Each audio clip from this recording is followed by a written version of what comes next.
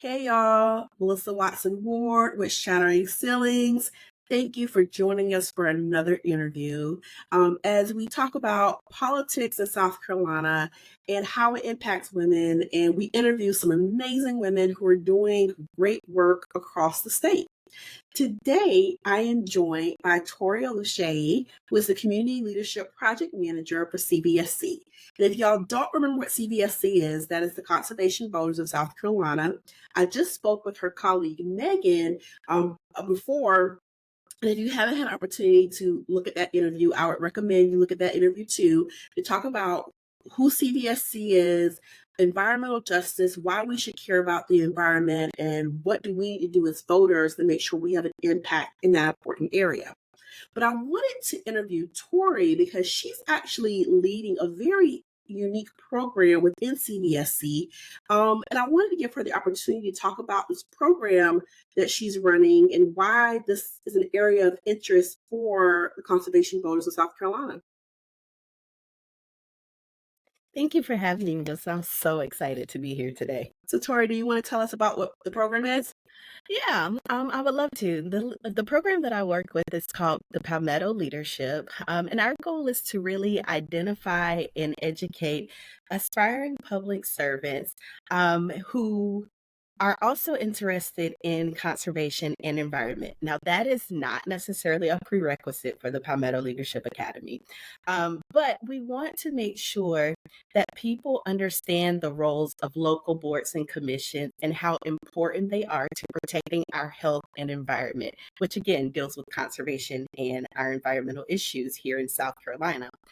We also want to make sure that we educate people on how to successfully seek those appointments to these boards and commissions and how to navigate the complexities of public service as an effective member of a board and commission. So those are the things that we are really looking forward to when it comes to the Palmetto Leadership Academy, is getting those people who don't think that they are leaders, but they are already community leaders who do not have the aspirations to run for, a state house seat or a local government seat, but still can be involved in the policy making when it comes to our state and local government. And that's a good point. We have people who want to serve their community in different ways who may not be ready to run for office. And just for transparency purposes, y'all, my daytime gig is getting women elected to office. Tori actually came through our training program a couple of years ago. And obviously, as you can see, been putting that training to good use, trying to also get women or people into boards and commissions. And so while my focus is elected office, we do realize that there are people who are not, they don't want to serve in elected office for a multitude of various reasons. And I recognize that.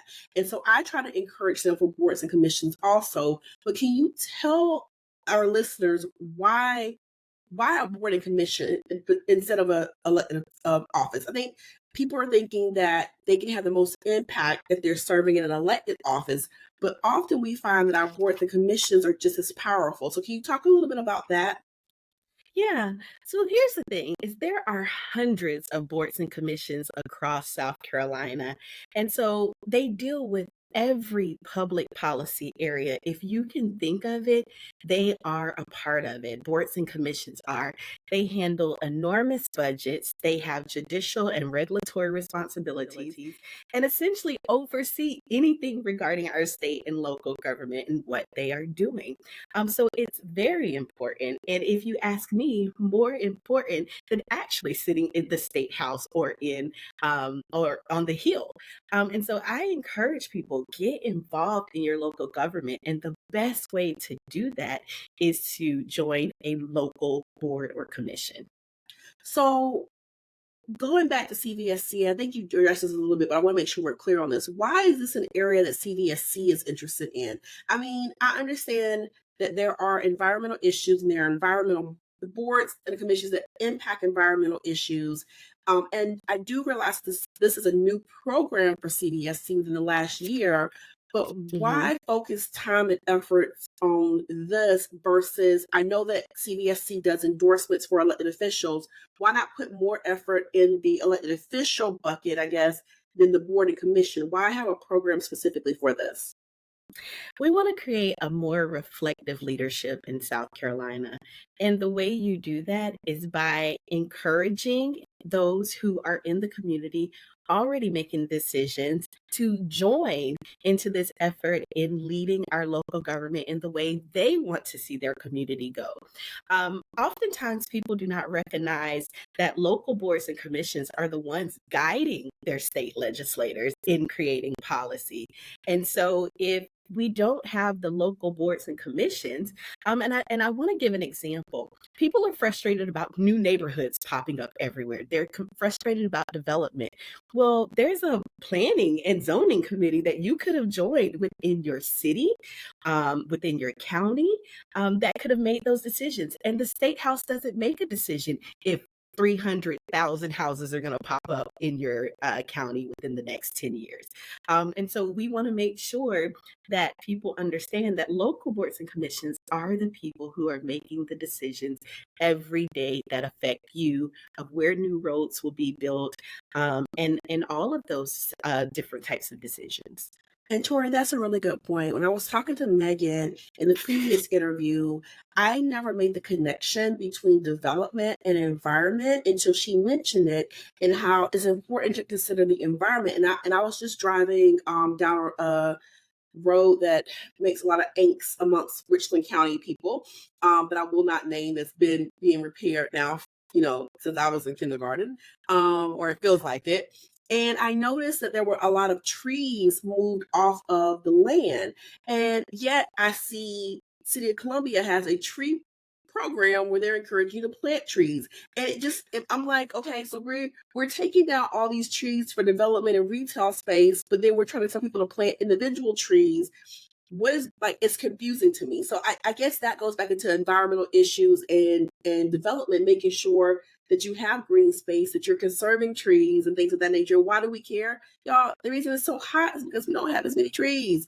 And don't get me started on pollen and pollinating trees versus fruit bearing trees, and it's a whole thing. Environmental issues are impacted by development.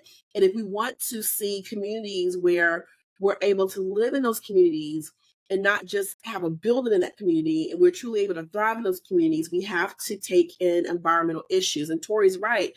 Again, it's not your representative or your senator that's making zoning decisions. It is those boards and commissions. And so those decisions to uproot all those trees that I saw gone, that was a zoning issue and a zoning decision. So we have to have our voices at those tables in addition to the elected officials. Yes. Yeah. We do.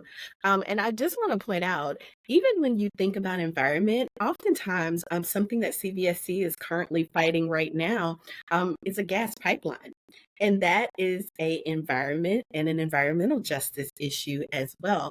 And so when you are thinking about conservation, I know many people don't count themselves as conservation, but when you think about the fact that, I'm sure, Melissa, your grandmother said to you plenty of times growing up, close that door, you're letting out my air. That is conservation. You are conserving energy. That's the goal of conservation. And so I know oftentimes people are thinking, what conservation looks like. They think about saving the birds, saving the bears. But I want you to think about the everyday things that you use to almost conserve your money, to conserve yourself. Those are the things that CVSC care about. We care about your health. We care about your well-being, and we care about energy justice. And so all of those things matter to us. And the only way we can do that is to create a more reflective leadership, someone who is in the community, who has a stake in the community. And don't get me wrong, yes, there has to be experts on these boards and commissions, and there also sometimes have to be people who work for a state agency on these boards and commissions, but there also should be citizens.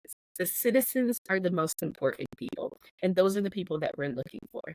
And speaking of energy justice, that's become an issue in Texas. If y'all haven't been following the grid, Texas decided, from my understanding, my layman's understanding of how this works, there's a national grid.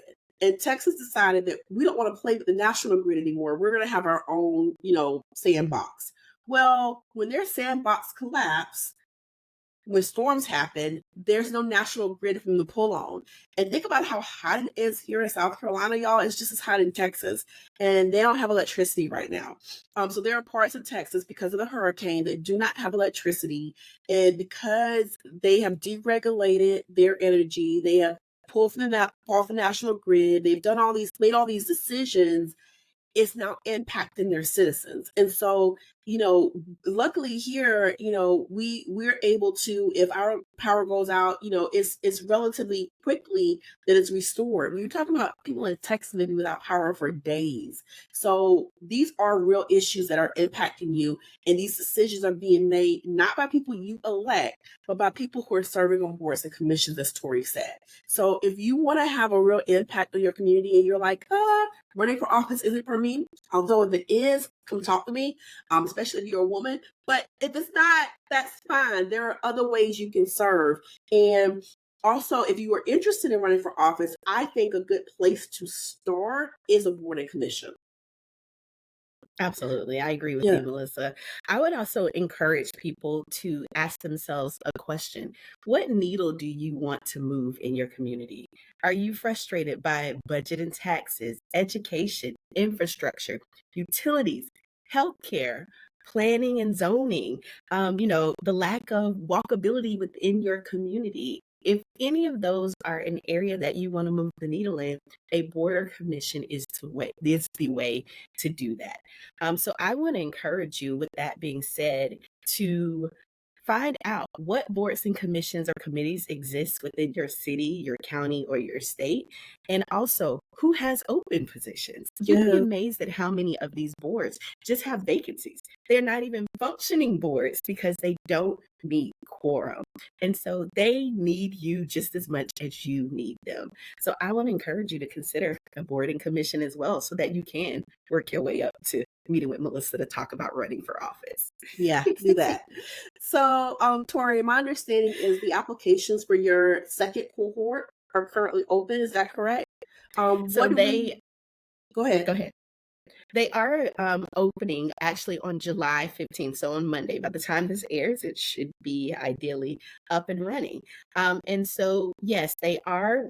It's a very simple application. We are looking for aspiring public servants. If that is you, if you want to learn Robert's Rules of Order, you want to learn the basics of being a part of a board or commission and how to run those meetings, and also you're interested in being a conservation champion, whether we're talking about energy justice or you just want to see a lower light bill, those different things we are going to teach you in the Palmetto Leadership Academy. So again, I just want to encourage you to apply, at least express interest, and then let me convince you why you should be a part of the next cohort. Perfect, Tori. Is there any parting words you want to give to our listeners about CVSC or boards and commissions? Boards and commissions are the ones that affect your everyday life. Yes, voting is important, especially in local elections. That is important. But what is just a tad bit more important is you being an engaged citizen in helping shape policy for not just your city or town, but also your county and your state government. Well, thank you, Tori. And y'all heard that. Y'all heard from Tori. Y'all heard from Megan. Go to cvsc.org. Check out, again, their endorsements, their programs, their issues, and the Academy, the Leadership Academy, and apply for it, because we need your voices at the table to making decisions. There are other people's voices at the table, and they don't always have your same interest in mind. So if you are concerned about the trajectory of the state, if you're concerned about how your community is handling things, a board and commission is where you want to go to be able to have that input. So thank you, Tori. Thank you to our listeners for being here with us. And y'all know what to do. Go ahead and subscribe to the Arena SC, so you can continue getting good interviews and content from myself and my fellow contributors. Thank y'all.